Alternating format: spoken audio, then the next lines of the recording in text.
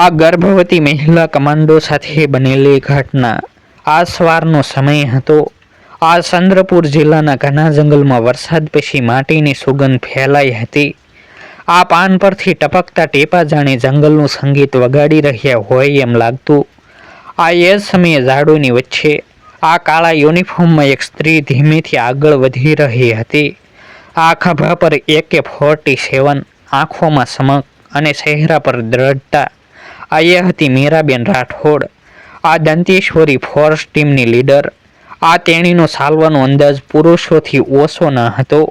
આ દરેક પગલું વિશ્વાસભર્યું।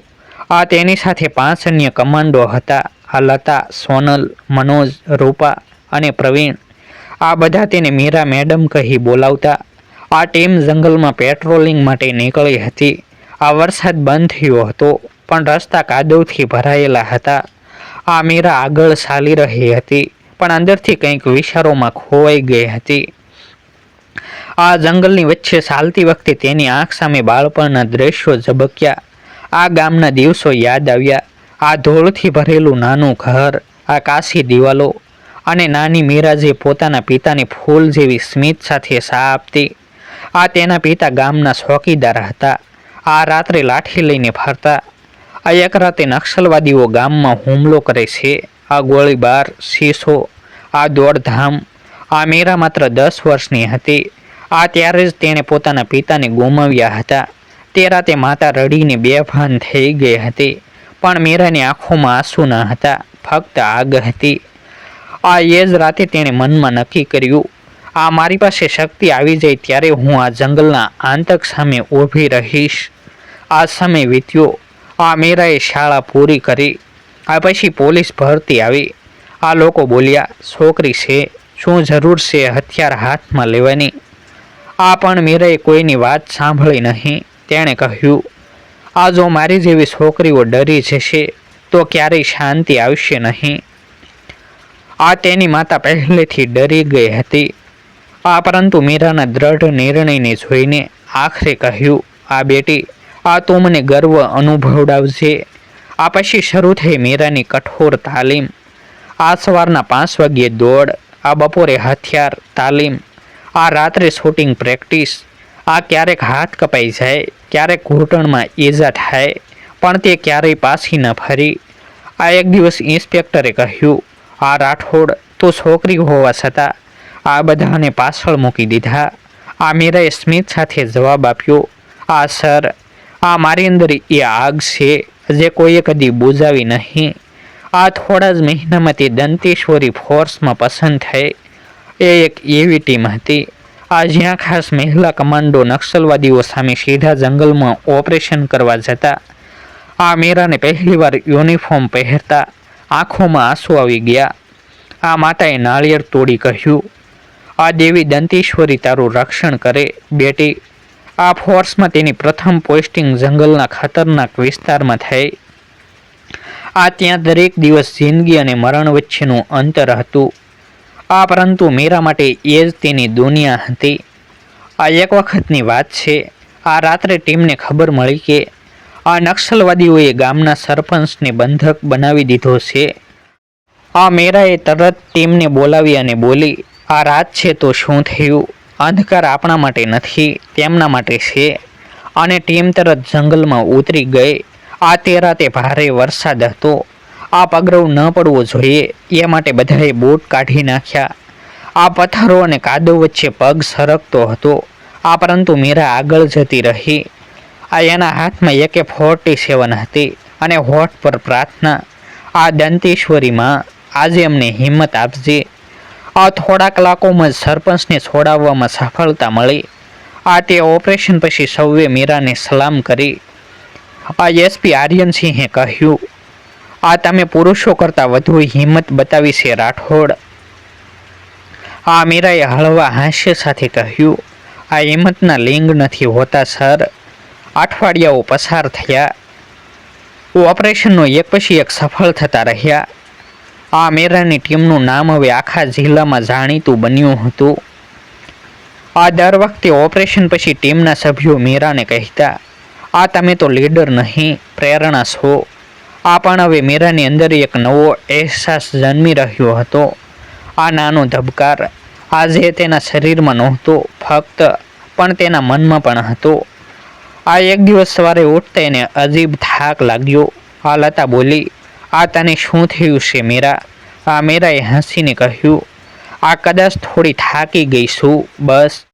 આ પરંતુ મનમાં શંકા થઈ. આ બપોરે મેડિકલ ચેકઅપ માટે ગઈ. આ ડૉક્ટરે સ્મિત સાથે કહ્યું, અભિનંદન, આ તમે ગર્ભવતી છો. આ એક ક્ષણ માટે મીરા નિશબ્દ થઈ ગઈ. આ તેના મનમાં અનેક વિચાર દોડ્યા. હું ટીમ લીડર છું, હવે શું? આ શું મને ઓપરેશનથી દૂર રાખશે? આ શું મારી ફરજ અધૂરી રહી જશે? આ પણ પછી એણે આંખો બંધ કરી અને પોતાના મનને કહ્યું, આ માતૃત્વ પણ એક ફરજ છે અને હું બંને ફરજ પૂરી કરી શકું છું. આ રાતે ઘરે આવી આ પતિ અજયને વાત કરી. અજય ચોંકી ગયો, પછી બોલ્યો, આ મીરા, હવે તું આરામ લે, જોખમ ન લે. આ મીરાએ તેની આંખોમાં જોઈને કહ્યું, અજય, તું જાણે છે ને મારી ફરજ ફક્ત મારી નથી, આ ઘણા લોકોની આશા છે. આ મારે ફક્ત આરામ નહીં, સંતુલન શીખવું છે. અજયે મીરાનો હાથ પકડી કહ્યું, હું તારા સાથે છું. આ રીતે મીરાના જીવનનો નવો અધ્યાય શરૂ થયો.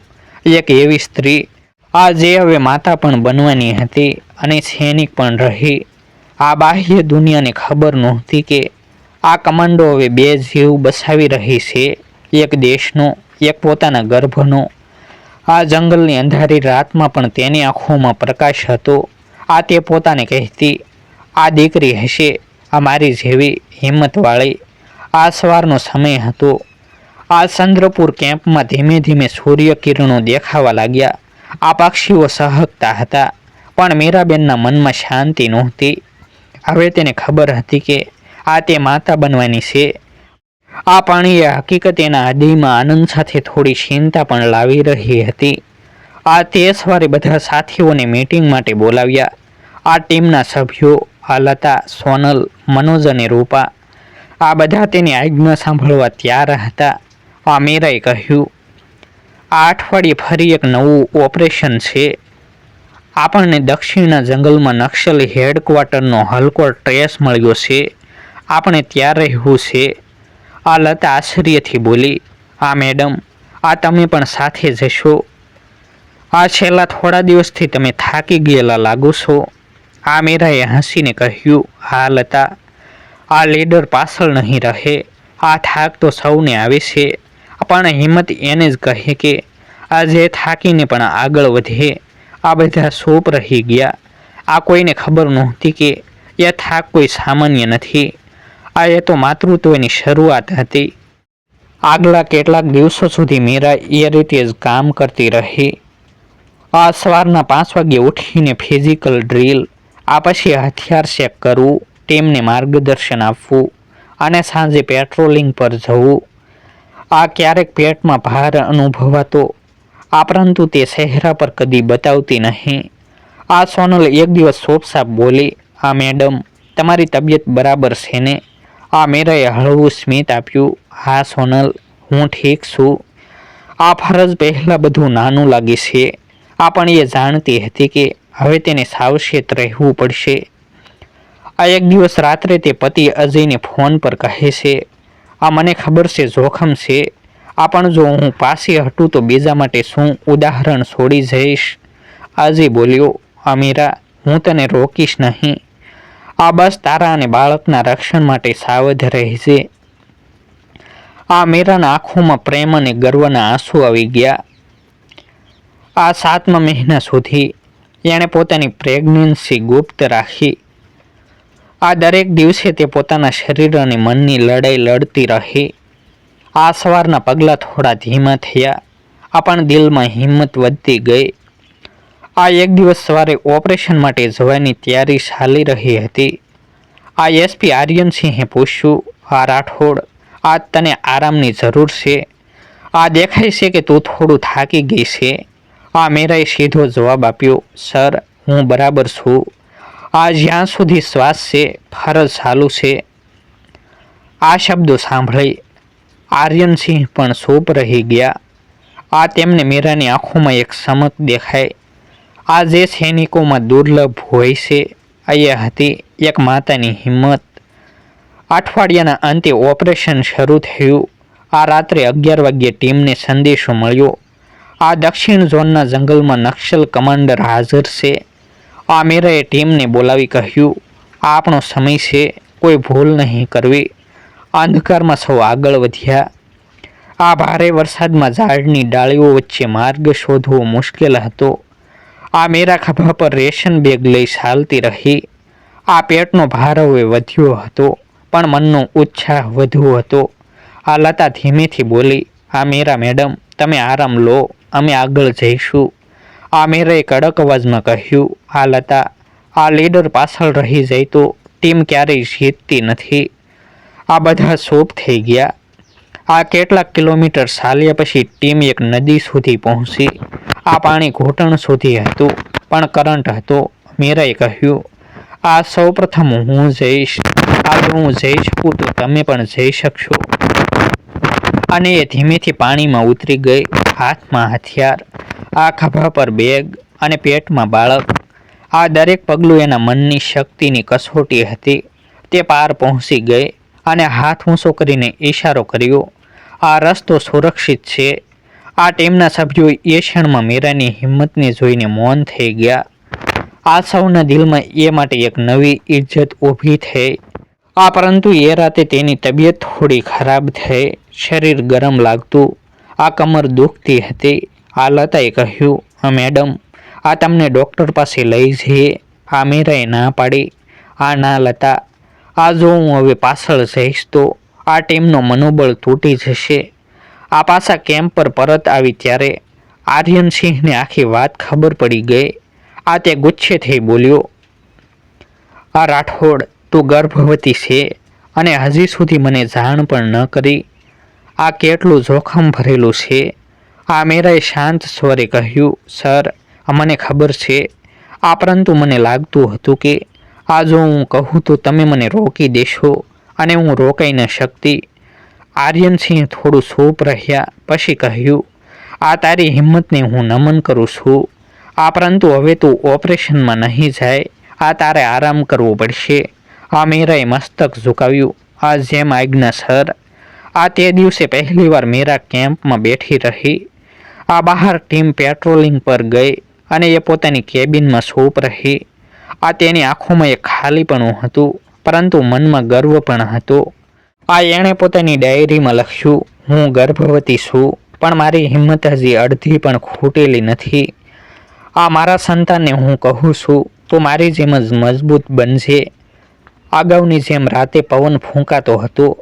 આ જંગલની શાંતિ વચ્ચે મીરા ખિડકી પાસે ઊભી રહી. આ દૂર ક્યાંકથી પક્ષીઓનો અવાજ આવતો હતો. આ તેના હાથ પેટ પર ગયા. આ તે હળવેથી બોલી, આ સંતાન, આ તું મારી અંદર છે, એટલે મને ક્યારેય એકલતા નહીં લાગે. આ તે પળે મીરાને સમજાયું, હવે એ ફક્ત કમાન્ડો નથી રહી, હવે એ માતા યોદ્ધા બની ગઈ છે. આ ચંદ્રપુરનો જંગલ ફરી ખળભળાટમાં હતો.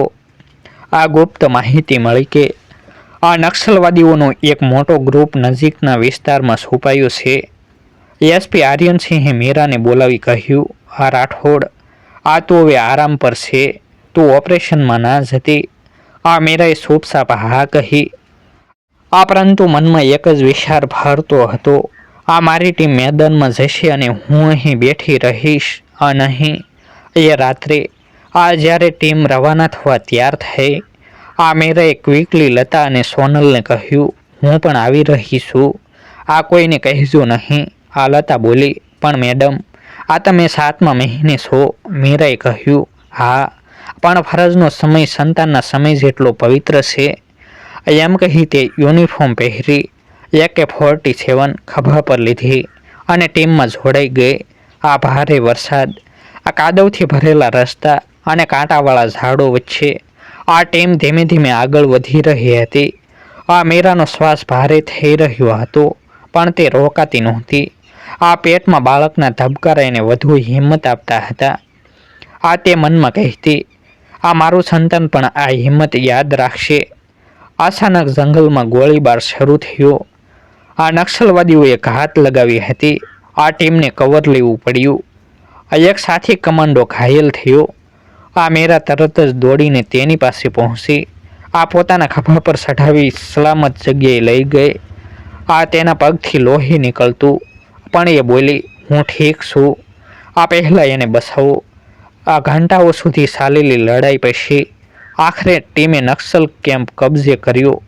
આ સવારે જ્યારે બધા પરત આવ્યા, આર્યનસિંહના ચહેરા પર આશ્ચર્ય છવાઈ ગયું હતું. આ મેરા, આ તું ગઈ હતી ઓપરેશનમાં? આ મેરાએ ધીમેથી કહ્યું, હા સર, હું રોકાઈ ન શકી. આ મારી ફરજ બોલાવી રહી હતી. આર્યન થોડું ચૂપ રહીને બોલ્યા, આ તો ફક્ત સૈનિક નથી, તું પ્રેરણા છે. આ તેમણે મીરાને આરામ માટે રજા આપી.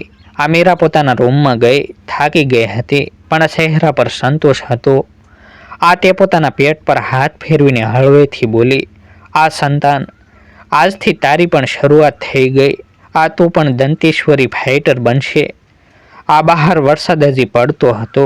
આ જંગલમાં શાંતિ હતી, પણ તે શાંતિની પાછળ મીરા જેવી એક સ્ત્રીની અજોડ હિંમત છુપાયેલી હતી. ઓપરેશન પછીના કેટલાક અઠવાડિયા પસાર થયા. આ મીરાને હોસ્પિટલમાં દાખલ કરવામાં આવી હતી. હવે પ્રસ્તુતિનો સમય નજીક હતો. આ તેના સાથી અધિકારીઓ રોજ એને મળવા આવતા. હાથ જોડીને કહેતા, આ તમે અમારું ગૌરવ છો મેડમ. આ એ દિવસ આવ્યો, ભારે વરસાદ વચ્ચે. હોસ્પિટલમાં વીજળી ગઈ હતી. આ ડૉક્ટરોએ ટોર્ચના પ્રકાશમાં પ્રસ્તુતિ કરાવવી પડી. આ સવારના 4 વાગ્યે એક નાની દીકરીનો જન્મ થયો. આ નર્સે સ્મિત સાથે કહ્યું, અભિનંદન, આ જંગલની દીકરી આવી ગઈ. આ મીરાની આંખોમાં આંસુ આવી ગયા, પણ એ ખુશીના આંસુ હતા. તે ધીમેથી બોલી, આ મારી દીકરી પણ એક દિવસ દેશની સેવા કરશે. આ સવારના સમયે આખી ટીમ હોસ્પિટલ પહોંચી. કોઈ ફૂલ લઈને, કોઈ ચોકલેટ લઈને. આ એસપી આર્યનસિંહે બાળકને હાથમાં લઈ કહ્યું, આ દીકરી ફક્ત તમારી નથી મીરા, આખા ચંદ્રપુરની દીકરી છે. આ તે દિવસે શહેરના અખબારમાં હેડલાઇન આવી, આ 7મા મહિને ઓપરેશન કરનારી અધિકારી મીરા રાઠોડે દીકરીને જન્મ આપ્યો. આ જંગલની હવા નવી લાગતી હતી. આ એક બહાદુર માં અને એક નવી પેઢી. આ બંનેએ દુનિયાને બતાવી દીધું કે આ સ્ત્રીની હિંમત કદી થાકતી નથી. આ મીરા અને એની દીકરી 2 પેઢીઓ, એક જ જુસ્સો દેશ પ્રેમનો. આ સ્રોત સ્વરચિત કાલ્પનિક. આવા જ નવા વિડીયો જોવા માટે અમારી યુટ્યુબ ચેનલ સબસ્ક્રાઈબ કરો અને વિડીયોને લાઇક અને શેર કરવાનું ભૂલશો નહીં.